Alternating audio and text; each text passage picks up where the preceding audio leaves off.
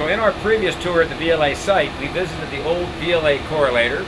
This was built in the late 1970s and early 1980s using the technology of that time. Behind us, we have the old VLBA Correlator, the correlator that has been used until very recently to cross-multiply the signals from the 10 or more separate antennas comprising the array of the VLBA. This correlator was commissioned in 1994 and until very recently took up the tasks of doing the cross-multiplication.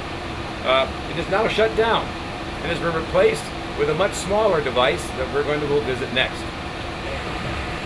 So that bank of large formatted cards in this big range of racks and another one that's behind it has now been replaced with a small bank of PCs.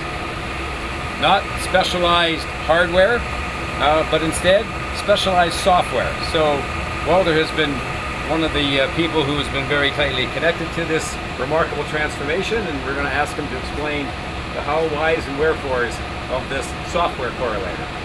Well, like in the evolution from spinning magnetic tapes for data transport to your hard disks, which are commercially available, we're exploiting the mass consumption of electronics by the general public.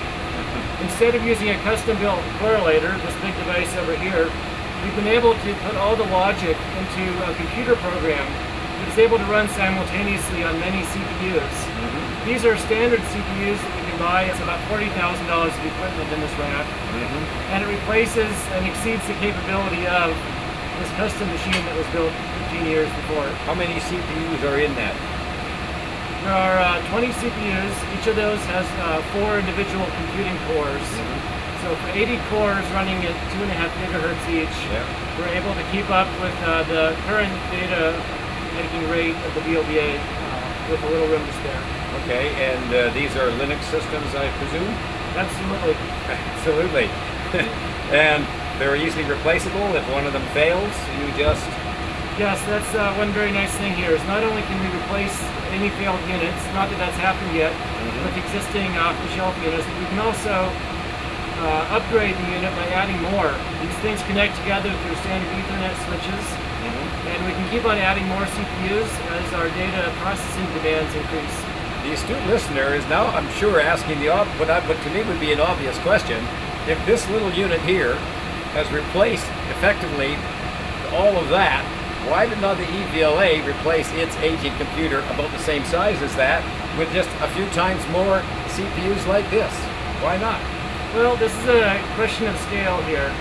The processing job that we're doing for the VLBA is limited in number of antennas, typically to less than 20, and by bandwidth, most importantly, by factors of 8 or 10, resulting in a computational problem that's almost 1,000 times easier.